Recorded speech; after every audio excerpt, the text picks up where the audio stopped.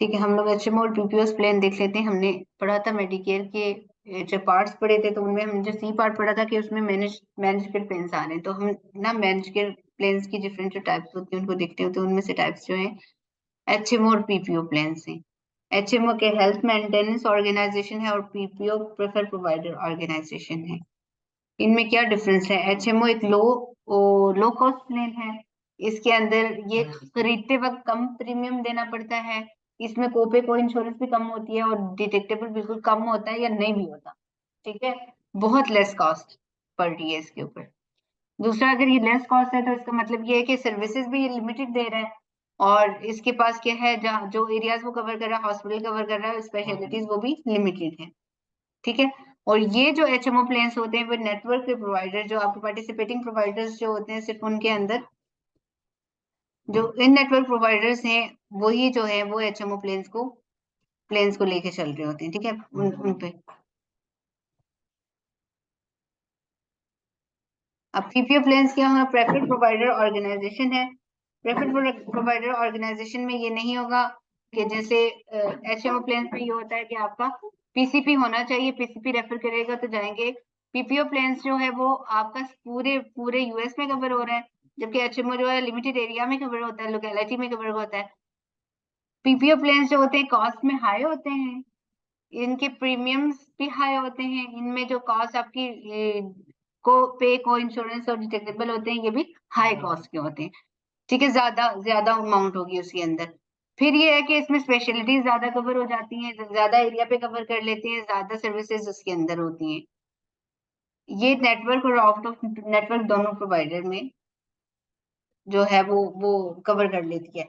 इसके अलावा PPO plan में ये चीज होती है कि पीपीओ प्लान जो जाहिर है हमने कहा है ना कि महंगे हैं, तो महंगे प्लान है तो डेफिनेटली कोई पेशेंट जो है जिसके पास पीपीओ प्लान है वो अपनी मर्जी के स्पेशलिस्ट के पास खुद ही जा सकता है।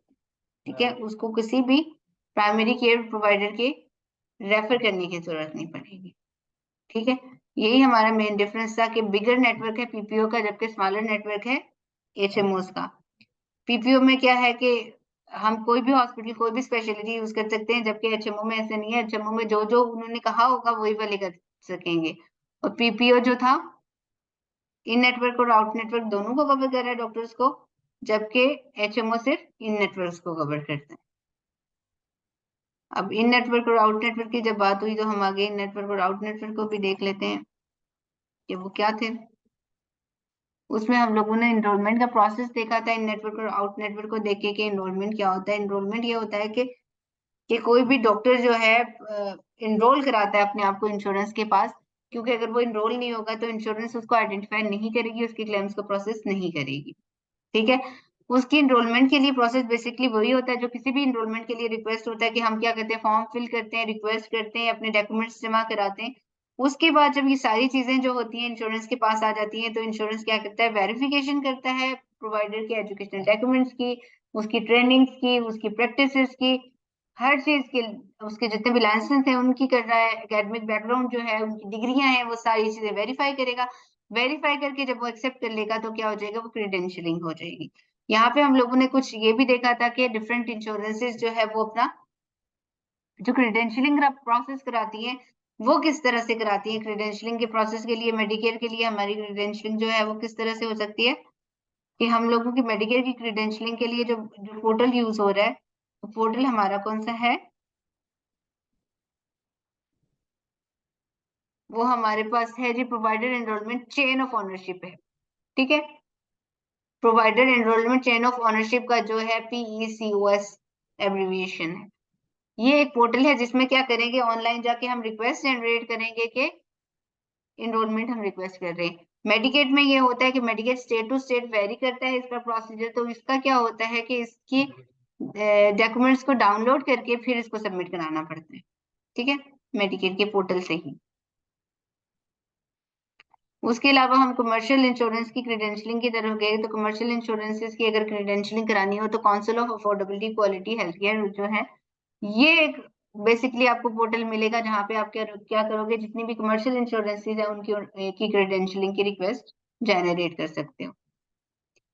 अब क्या हुआ, सबसे पहला मरहला था एनरोलमेंट का। एनरोलमेंट के बाद क्रीडेंशियलिंग होगी, क्रीडेंशियल हो गया वो उसके बाद ये है कि आपके प्रोवाइडर के पास चॉइस है कि वो क्या करिए, मेडिकेयर के जो हमारे हम कह रहे हैं कि असाइन मेडिकेयर का जो फीस स्केड्यूल है वो एक्सेप्ट करेगा कि नहीं करेगा। फीस स्केड्यूल का मतलब है कि मेडिकेयर ने कोई अलाउड रेट बताए होते हैं हर सर्विसेज के अगेंस्ट के इतना मैक्सिमम आपको पे किया जाएगा।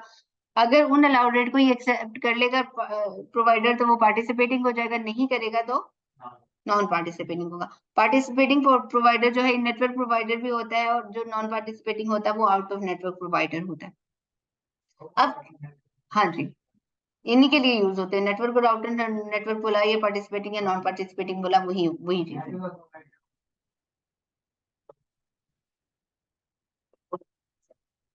इनरोल तो सब होंगे, पार्टिसिपेट करता है, ठीक है। एग्री हो गया, फीस कैजुअल को एग्री कर दिया। अब फीस कैजुअल को एग्री करेगा तो क्या करेंगे, वो अपने प्रोवाइडर की जो पार्टिसिपेटिंग प्रोवाइडर की डायरेक्टरी में उसे ऐड करेंगे, उससे पीसीबी बना लिया करेंगे अपने पेशेंट्स का। फिर क्या करें, कैप क्लेम्स जो मेडिकेयर जहाँ पे प्राइमरी इंश्योरेंस आ रही है तो सेकेंडरी इंश्योरेंस को तमाम क्लेम मेडिकेयर क्रॉस ओवर कर देगी, खुद ही भेज देगी, फॉरवर्ड कर देगी। मेडिक गैप क्लेम्स उनको कहते हैं। फिर फीस स्केड्यूल 5% हायर ये चार्ज कर सकते हैं, जैसे चार्ज अमाउंट बिल्ड अमाउंट है इसको ज्यादा कर सकते हैं 5%। और डायरेक्ट पेमेंट किसको होगी, डॉक्टर को होगी जो पार्टिसिपेटिंग प्रोवाइडर है।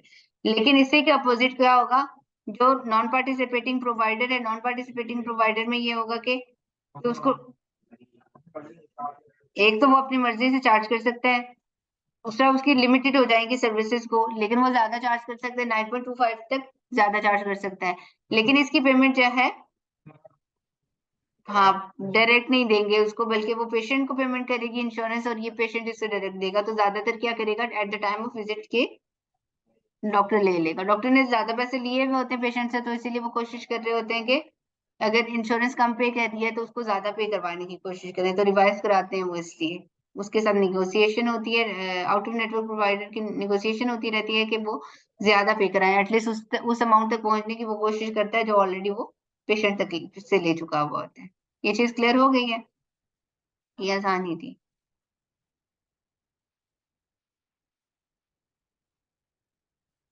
उसके बाद हम लोग आए थे पेशेंट की डेमोग्राफिक तक। डेमोग्राफिक तो वैसे ऑलरेडी हमने देखा था कि उसमें क्या होती है, उसकी बेसिक इन्फॉर्मेशन है पेशेंट की, और उसकी इंश्योरेंस की इन्फॉर्मेशन। उसके अंदर क्या आता है, नेम आता है, डेट ऑफ बर्थ है, जेंडर है, सोशल सिक्योरिटी है, एड्रेस है, फोन नंबर, ईमेल एड्रेस है, और इंश्योरेंस की पूरी इन्फॉर्मेशन है। ये एक डेमोग्राफिक फॉर्म है जिसमें से देखे हमने डेमोग्राफिक फिल किया। यहाँ पे ड्राइविंग लाइसेंस भी नीचे लगा हुआ है, ये हमारे सॉफ्टवेयर का स्नेगेट है कि सॉफ्टवेयर में किस तरह से वो एंटर होगा। और ये एक इंश्योरेंस कार्ड है मेडिकेयर का। डेमोग्राफिक में हमने ये दो दो चीजें देखी थी कि हमने नाम लिखते हुए हमेशा क्या करना है, लास्ट नेम फर्स्ट और फर्स्ट नेम लास्ट लिखना है। अगर मिडिल नेम है तो मिडिल इनिशियल हमने ऐड करना है। और हमने क्या करना है, डेट ऑफ सर्विस और डेट ऑफ बर्थ के लिए हमने क्या करना है, 2 डिजिट फॉर मंथ पहले, 2 डिजिट फॉर डे उसके बाद, और 4 डिजिट फॉर ईयर। हमने ये फॉर्मेट रखना है यूएस में डेट का, ठीक है। तो ये चीज, पहले मंथ आएगा, 2 डिजिट आएंगे, ठीक है। 02 आएंगे, अगर तो 10 है तो 10वां महीना तो वैसे भी ऐसे ही है, 11वां ऐसे आएगा। लेकिन अगर ऐसे मंथ है जैसे मार्च है तो 03 आएगा, ठीक है। तो ये चीजें जो है, अब उसके बाद हमारे पास आया था जी डेमोग्राफी के बाद हमारे पास सुपर बिल आए थे। ये सुपर बिल क्या आए हैं, सुपर बिल वो है कि जो हमारा प्रोवाइडर का इनकाउंटर हुआ है पेशेंट के साथ, उसकी जो भी ट्रीटमेंट होंगे, जो भी डायग्नोस्टिक होंगे, उनकी डिटेल्स होंगी। लेकिन सुपर बिल में पेशेंट की डिटेल्स भी आती है। पेशेंट का क्या आता है, पेशेंट का नाम, उसकी डेट ऑफ बर्थ, उसकी इंश्योरेंस की इंफॉर्मेशन आएगी सुपर बिल में, ताकि हम आइडेंटिफाई कर पाए कि कौन से पेशेंट के अंदर हम, हाँ, अगर न्यू पेशेंट आएगा तो डेमोग्राफिक भी उसका वैसे भी आएगा सब। लेकिन ये है कि हम आइडेंटिफाई कर पाए कि हम लोग एक्यूरेट जो है बिलिंग कर रहे हैं, सही पेशेंट के अंदर बिलिंग कर रहे हैं। अब क्या है कि प्रोवाइडर के सुपर बिल में क्या होगा, रेंडरिंग प्रोवाइडर हमने देख लिया था, जो जो क्या कर रहा है, सर्विस रेंडर कर रहा है, ठीक है, परफॉर्म कर रहा है। रेंडर करने का मतलब है ऑर्डरिंग, रेफरिंग और अटेंडिंग प्रोवाइडर की डिटेल होगी, लोकेशन होगी, लोकेशन और फैसिलिटी होगी। लोकेशन मीन के कौन सी लोकेशन में बैठा हुआ है, वो हॉस्पिटल में है तो उसकी प्लेस ऑफ सर्विस डिफरेंट होगी, अगर वो क्लिनिक में है तो वो डिफरेंट होगी, इमरजेंसी में है तो डिफरेंट होगी, ठीक है। तो प्लेस ऑफ सर्विस के लिए हम लोकेशन को देख रहे हैं, फैसिलिटी के वो फैसिलिटी का नाम जो होगा वो रखा जाएगा। फिर ये पेशेंट की इन्फॉर्मेशन ऑलरेडी हम फर्क है, जो हमारे हॉस्पिटल का नाम है ना, जैसे हमारी वॉक इन अर्जेंट केयर है, इसका नाम वॉक इन अर्जेंट केयर है, लेकिन ये इसका प्लेस ऑफ सर्विस जो आ रहा है वो डिफरेंट जा रहा है। ठीक है, 20 शायद 21। इसके बाद क्या होती है, आईसीडी और सीपीटी की इंफॉर्मेशन होती है हमारी सुपर बिल के अंदर। ठीक है, क्या चीज? हाँ, लिंक्डइन लोकेशन नहीं है, लेकिन लिंक्डइन की लोकेशन के अंदर हम लोग लोकेशन में देखो, एक हमारी जो जैसे हम जिस प्रैक्टिस पे काम कर रहे हैं उसका नाम है वॉक इन अर्जेंट केयर। ठीक है, वो डिफरेंट फैसिलिटी होगी, उसके अब डिफरेंट डिफरेंट लोकेशन है। वो अर्लिंगटन में भी काम करी है, सिटी में कर रही है, उसकी बर्डसन एक स्टेट है, उसकी पता नहीं और भी थी, क्रिस्को थी पता नहीं पहले, और बहुत सारी थी, अभी याद नहीं पता। ठीक है, फिर प्लेस ऑफ सर्विसेज की बात में यहाँ ये कह रही हूँ कि आपका आपका जो हॉस्पिटल है, मतलब क्लिनिक अगर सेटअप है तो क्लिनिक की प्लेस ऑफ सर्विस अलग जाती है। ठीक है, प्लेस ऑफ सर्विस मतलब बताओ नंबर होते हैं, 11 है, 81 है, लैब के लिए इंडिपेंडेंट लैब के लिए 81 आती है, ऑफिस के लिए 11 आती है, ये प्लेस ऑफ सर्विसेज है। ठीक है, ये चीजें हम देखनी है। फिर उसके बाद हमारे पास विजिट होगा, विजिट में क्या होगा, विजिट की इन्फॉर्मेशन होगी, date of service, ICD CPT या यूनिट कितने अप्लाई हुए, यूनिट मतलब जो भी कोई अगर सुपर बिल के अंदर आते हैं। सुपर बिल हमारे जो आते हैं हमारे लैब की रिपोर्ट्स से हम लोग देख के लगाते हैं, लेकिन सुपर बिल डिफरेंट टाइप के आ रहे होते हैं। ठीक है, अगर हमें सुपर बिल में से चीजें कम मिल रही हैं तो हम लैब से देखे, वो जो लैब की रिपोर्ट है उससे तस्दीक करेंगे, वो वहां से उसको पढ़ेंगे। ठीक है, अगर हमारे बिल के अंदर क्लियरली चीज लिखी हुई है तो फिर हमें लैब्स की तरफ जाने की जरूरत, रिपोर्ट्स की तरफ नहीं जाने की जरूरत। यूनिट्स कितनी लगी है, जैसे इंजेक्शन लगा है तो एक लगा है, दो लगे हैं, तीन लगे हैं, इस तरह की चीजें यूनिट्स होंगी। हर प्रोसीजर जो ट्रीटमेंट जो हुआ था उसकी उसकी यूनिट्स होंगी। मॉडिफायर अगर जहाँ पे जरूरी है, चार्ज फी यानी बिल अमाउंट जो है वो। फिर अगर कोपे कलेक्ट हुई है वहां पे at the time of visit तो उसकी डिटेल भी आपके सुपर बिल पे आएगी। और एडिशनल इन्फॉर्मेशन में वो चीज आएगी, अगर आपके डॉक्टर ने कोई स्पेशल इंस्ट्रक्शन दी हुई है किसी पेशेंट के लिहाज से या किसी किसी प्रोसीजर के लिहाज से, तो वो वहां पे लिख देगा। ठीक है, ये हमारा एक बिल था।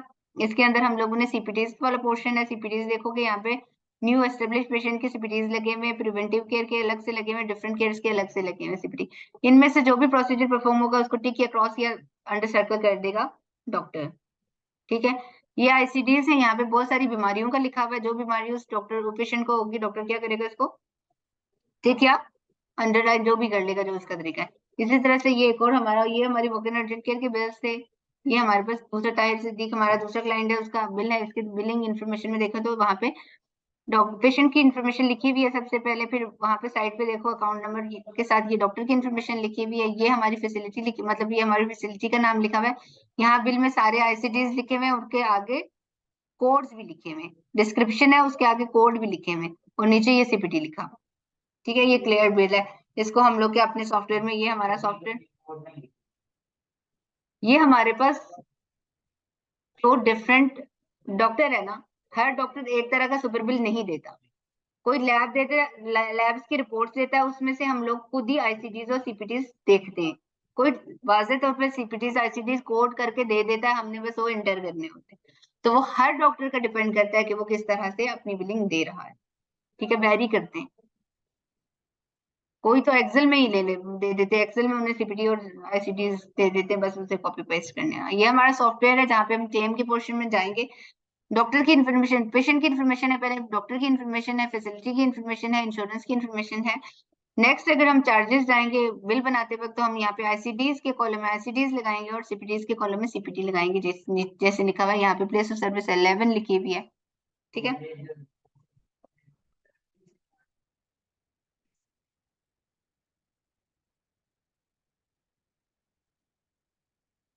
क्योंकि बहुत सारे ऐसे आईसीडीज होते हैं जो एज प्राइमरी जाते हैं, लेकिन पहला आईसीडी वो नहीं जाता। ठीक है, तो उसको फिर हम पहला लगाएंगे भी नहीं। जैसे कोविड में हमारे कुछ आईसीडी थे जो पहले जाते ही नहीं थे, जैसे हमारी स्क्रीनिंग थी तो स्क्रीनिंग नहीं जाएगी, अगर बीमारी है तो स्क्रीनिंग क्यों जाएगी, पहले बीमारी इंपॉर्टेंट है या स्क्रीनिंग इंपॉर्टेंट? बीमारी है ना। साइन और सिम्टम्स किसी बंदे के हैं और उसके बाद बीमारी डायग्नोस हो गई है, तो हम क्या करेंगे, बीमारी लगाएंगे या साइन और सिम्टम्स लगाएंगे? बीमारी लगाएंगे ना, अथेंटिक चीज ही आ गई है आपके पास। ठीक है, तो ये हमारा जो होता है, ये था, ये लगाने का तरीका था। अब उसके बाद हम लोग आए अपने ईआरएस और ईओबीज के पोर्शन पे, यही इसी तक इसी के अंदर है। उसके बाद हम लोगों ने रिलायंस मैनेजमेंट के पोर्शन अभी हम लोगों ने नहीं किया, तो वो हमारे फाइनल में आएगा, फिर पीछे वाला बैक वाला। ईओबी और ईआरएस का पोर्शन है कि इलेक्ट्रॉनिक रेमिटेंस एडवाइस होते हैं ईआरए, और ईओबीस क्या होते हैं, एक्सप्लेनेशन ऑफ बेनिफिट्स होते हैं। ये क्या होती है, बेसिकली पेमेंट्स जो हमारे क्लेम पे होकर आते हैं उनकी जो डिटेल्स होती हैं वो डिफरेंट टाइप से आती है। इलेक्ट्रॉनिकली अगर आ जाएंगी हमारे पास तो वो क्या होंगे, ईआरए होंगे। इलेक्ट्रॉनिकली कैसे आएंगे, क्या चीज,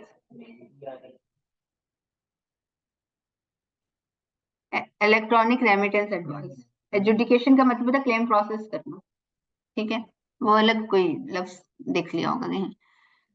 ERA, ERA electronic remittance advice है, ठीक है। रेमिटेंस का मतलब ही होता है जो पेमेंट है, रेमिटेंस हो गई, ठीक है, ठीक है। और ईओबी क्या, एक्सप्लेनेशन ऑफ बेनिफिट। ये दोनों ही क्या है, पेमेंट्स है, डिफरेंट टाइप से जो आ रही है, डिफरेंट टाइप से कि जो हमने पढ़ा था कि हमारे इलेक्ट्रॉनिकली सबमिट होने वाले उनकी पेमेंट इलेक्ट्रॉनिकली आती है, ठीक है। इलेक्ट्रॉनिकली कैसे आती है कि डॉक्टर के अकाउंट में इंश्योरेंस इलेक्ट्रॉनिकली ट्रांसफर कर देती है, और हमारे पास हमारे सॉफ्टवेयर में भी इलेक्ट्रॉनिकली पेमेंट्स आ जाती है, ठीक है। वो पेमेंट्स आती हैं, हम खोलते हैं, जैसे ये आगे वाला अगर स्क्रीनशॉट देखो तो ये एक ईआरए का स्क्रीनशॉट मैंने लिया हुआ है, जो हमारी प्रैक्टिस में ईआरए आए हुए, पेमेंट्स में जाके ईआरए मैंने खोले हुए, तो ईआरए में से ये ईआरए पेमेंट्स की डिटेल आई हुई है, डिफरेंट डिफरेंट अमाउंट्स आई हुई है, ठीक है। फर्स्ट में पेमेंट है, सेकंड जीरो है, ठीक है। अब ये देखो कि ये क्या है, हमने कहा कि ईआरए हमारे पास तीन तरह के आते हैं। एक ईआरए पेमेंट पेड होते हैं, क्लेम पोस्ट कर देते हैं हम, रिजेक्शन डिनाई जीरो ईयर्स होते हैं, डिनाई होते हैं, डिनाइल की एंट्री करते हैं और डिनाइल के ऊपर एक्शन लेते हैं प्रोएक्टिव। और अनमैच वो होते हैं कि कोई इन्फॉर्मेशन हमारी सॉफ्टवेयर की और इंश्योरेंस के पास जो इन्फॉर्मेशन होती है उसमें फर्क होता है। इंश्योरेंस क्लेम को प्रोसेस तो कर लेती है, लेकिन हम क्या कहते हैं, ऑटोमेटिकली उसको इंपोर्ट करके अपने सॉफ्टवेयर के अंदर नहीं ला सकते, हम लोगों को मैनुअली उसे पोस्ट करना पड़ेगा। क्यों, और हमने क्या, मैनुअली पोस्ट करने से पहले हमने उस इंफॉर्मेशन को करेक्ट करना पड़ेगा अपने सॉफ्टवेयर में। जो इंश्योरेंस की इंफॉर्मेशन होगी वो इंश्योरेंस की इंफॉर्मेशन जैसी इंफॉर्मेशन अपने सॉफ्टवेयर में करनी पड़ेगी, नाम शाम में कोई गलती अगर है, ठीक है, उन्हीं की डिटेल लिखी हुई है। ये कुछ हमने स्क्रीनशॉट लगाए हुए ईआरएस के। अब ईओबी क्या है, पेपर फॉर्म में। अब क्या हुआ कि वो तो इलेक्ट्रॉनिकली आ गई, अब कुछ इंश्योरेंस जिनके इलेक्ट्रॉनिक सब वो सेटअप्स नहीं बने हुए, और वो क्या कर रही है, पे करेगी, तो वो डॉक्टर को क्या करेगी, एक क्रॉस चेक के थ्रू पे करेगी। वो चेक उसके नाम पे, डॉक्टर के नाम पे इशू कर लेगी, और उसके साथ साथ उसको क्या देगी, पेशेंट की डिटेल के जिन पे ये पेमेंट दी गई है। अब डॉक्टर क्या करेगा, उस चेक को ले जाएगा अपने बैंक में, अपने अपने अकाउंट में, उसको क्या करेगा, क्या उसको ट्रांसफर कराएगा। तो वो क्या होता है कि अपने बैंक में जमा हो जाएगा और उसके अकाउंट के अंदर पैसे चले जाएंगे। जब वो चले जाएंगे तो वो कैश डेट हमें दे देगा कि ये कैश डेट है, मैंने कैश करा दिया, मेरे अकाउंट में आ चुके हैं पैसे, अब आप क्या करें, सॉफ्टवेयर में पोस्ट कर दें। तो वो सारी इंफॉर्मेशन जो डॉक्टर के पास है, उसके पास चेक है, उसके पास जो ईओबी है, वो उसको क्या करेगा, स्कैन करेगा और वो हमें दे देगा, डिफरेंट प्रोसीजर से देगा। जैसे हमने पहले डिस्कस किया था कि कितने सिक्योर मीडियम्स कौन से होंगे, जैसे वो ब्रिज यूज कर रहा है या एफटीपी यूज कर रहा है या इस तरह की ये चार्ज यूज कर रहा है, जो भी उसके मीडियम है, स्कैन को हम तक पहुंचाने के वहां पे वो स्कैन रख लेगा, और हम क्या करेंगे, उस स्कैन से मैनुअल पोस्टिंग करेंगे, ठीक है। यहाँ पे एक हमने दिखाया है कि ये हमारी एक ईओबी है जो हमारे स्कैन में आई थी, और ये हमारा एक चेक है जो स्कैन में आया था, ठीक है, ये एक पेपर चेक है, और ये हमारी एक ईओबी है कि किस पेशेंट की ईओबी। और हाँ, जब रिकॉर्ड रखना है ना, तो देखो जहाँ पे हमने क्लेम बना के सबमिट करा दिया था, तो क्लेम के अगेंस्ट हमने पेमेंट पोस्ट करनी है ना, वरना वो तो ओपन होगा, तो हमें क्या पता चलेगा कि डॉक्टर को पैसे मिले थे कि नहीं मिलेंगे थे। जब तक हमारे सॉफ्टवेयर में पेमेंट नहीं आएगी तो हम पेमेंट को कैसे ट्रैक कर सकते हैं, और अगर हम पेमेंट को ट्रैक नहीं कर सकते तो हमें क्या पता चलेगा कि पूरे महीने में डॉक्टर को कितने पैसे मिलेंगे। और जितने डॉक्टर को पैसे मिलेंगे पूरे महीने में, उन्हीं से तो इनवॉइस चार्ज करती है बिलिंग कंपनी, अपनी परसेंटेज तो इन्हीं से चार्ज करेगी। हमें एक एक रुपए का ट्रैक रखना इसलिए जरूरी है कि बेसिकली हमारे सॉफ्टवेयर के अंदर सारा डेटा चला जाएगा, सारी पेमेंट का रिकॉर्ड जाएगा, तो हम उसकी टोटल देख सकते हैं कि एक महीने में उसने कितना कमाया है। उसकी टोटल कलेक्शन को देखेंगे तो उस कलेक्शन के ऊपर से कोई भी बिलिंग कंपनी क्या करेगी, इनवॉइस चार्ज करेगी, ठीक है। जाहिर है कंपनी का अपना कॉन्ट्रैक्ट डॉक्टर के साथ, डॉक्टर को मुफ्त तो नहीं काम करके दे रही वो, ठीक है, ठीक है, 5-6% नहीं होता, थोड़ा होता है, 2.5% पे, 3% पे, ऐसे। हाँ, मतलब ऐसे ऐसे होता है, ज्यादा भी कर सकते होंगे, डिपेंड करता है कि आपके पास स्पेशलिटी कौन सी है, किस तरह की लेकिन डिफरेंट लोग डॉक्टर के डिफरेंट तरह के कॉन्ट्रैक्ट्स होते हैं। डॉलर्स में कमाते हैं ये, और डॉक्टर्स तो बहुत ज्यादा जो है वो अमाउंट में चीजें उनके पास आ रही होती हैं। हमारे डॉक्टर्स जो होते हैं वो बहुत कमाते हैं, अभी अंदाजा ही नहीं है आप लोगों को।